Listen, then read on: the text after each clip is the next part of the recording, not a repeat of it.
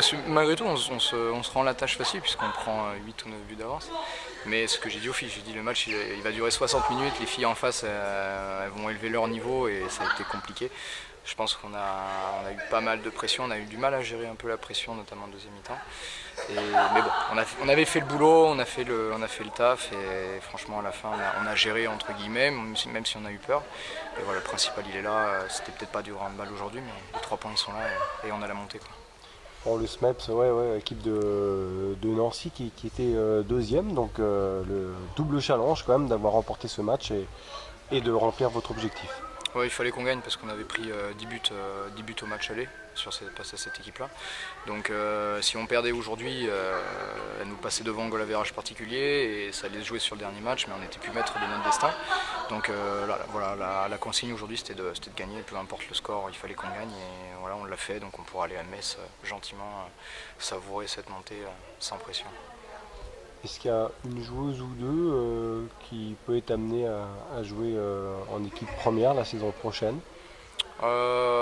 Après je dirais que les filles qui sont là, la plupart des filles qui font partie du groupe, qui ont déjà eu une ou deux sélections en équipe première, elles sont amenées à jouer dans cette équipe N1. Maintenant avec un temps de jeu assez réduit, bien évidemment, elles sont jeunes, elles ont besoin encore d'apprendre, mais c'est des filles qui ont un bon potentiel et qui peuvent être des filles de collectif, des filles d'un collectif, peut-être pas des filles majeures d'un collectif, mais voilà, avec du travail, elles peuvent devenir importantes et on peut avoir de belles surprises et c'est pour ça qu'on voulait faire monter cette équipe en N2 parce qu'on sait que ces gamines-là, elles ont un niveau N2 et voilà, peut-être que la transition, ça va permettre cette transition entre N1 et N2 donc voilà, c'est tout bénef pour nous, quoi.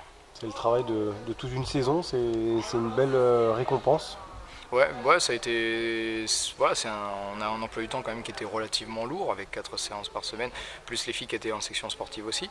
Donc même les filles qui étaient en prénat, 80% de l'équipe elles s'entraînaient 4 fois par semaine avec le groupe N1. Donc voilà, après on s'était pas mis d'objectif sur cette équipe réserve. Déjà on se remémore d'où on vient, d'où on est parti. On a commencé avec un forfait face à Amnéville. Donc voilà, c'est la cerise sur le gâteau la montée en N2. Déjà on voulait monter en N3, ce qui avait été fait, et on s'est retrouvé là, pas comme par hasard, mais avec un effectif qui était quand même assez faible, sans gardienne la plupart du temps. Donc voilà, l'arrivée de Léana Febvre sur cette deuxième partie de saison, après l'arrêt d'Anaïs, ça nous a vraiment bien aidé et ça nous a permis de faire une très belle deuxième partie de saison. Bon, avec l'équipe 1, ce dimanche, vous accueillez Noisy, équipe accessible. Ouais, accessible, mais il va falloir vraiment se méfier parce qu'elle vient jouer son maintien ici à Épinal. Elles vont être en plus sur une bonne dynamique, elles ont battu Strasbourg la semaine dernière. Voilà, après nous on est à la maison. À la maison on a perdu que contre Besançon d'un but, on a battu Metz, on a toujours fait de bonnes prestations entre guillemets.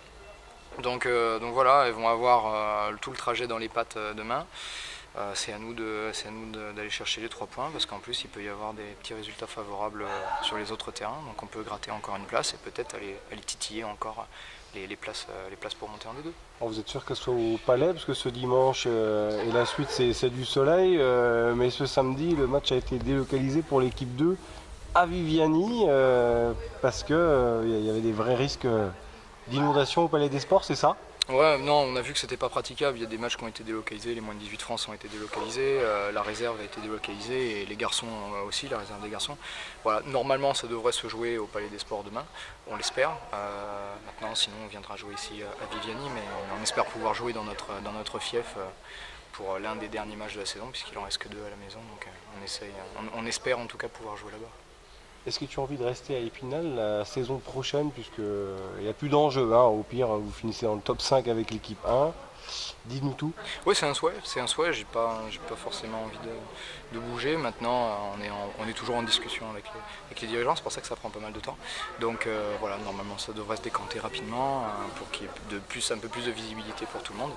On essaye de faire au mieux et puis on verra ce que cela va donner, mais c'est vrai qu'on fait quand même une belle saison avec la N1 et avec l'équipe réserve, donc voilà, on va voir un peu ce que ça va donner.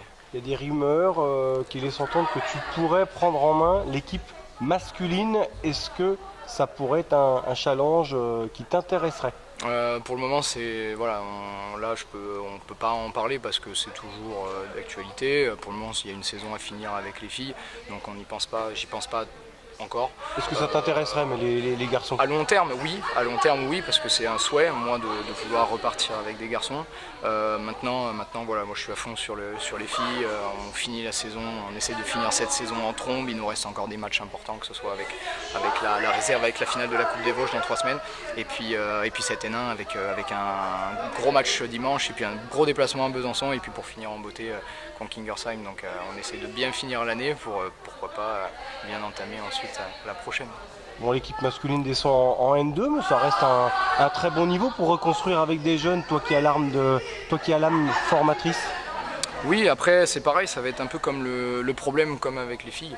Il va falloir voir ce qu'on a comme ressources humaines, entre guillemets, si on a de la marge sur des jeunes qui arrivent, si on n'a pas trop de départ. Et je pense que moi j'ai un peu plus le nez sur les filles, parce que forcément...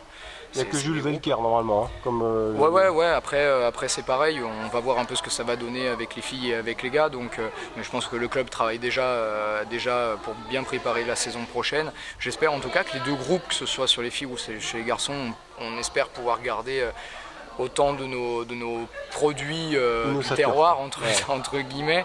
Et puis je pense que voilà, en plus c'est des gamins, que ce soit des jeunes, que ce soit chez les garçons ou chez les filles. Voilà, on prend beaucoup de plaisir à les voir jouer ici à Épinal, et j'espère que l'année prochaine, bon, sur les garçons ce sera un peu mieux, je leur souhaite en tout cas. Mais bon voilà, on verra. Je pense qu'ils veulent aller chercher une petite victoire à domicile, ça serait bien encore pour les gars. Donc voilà, on va voir un peu ce que ça va donner.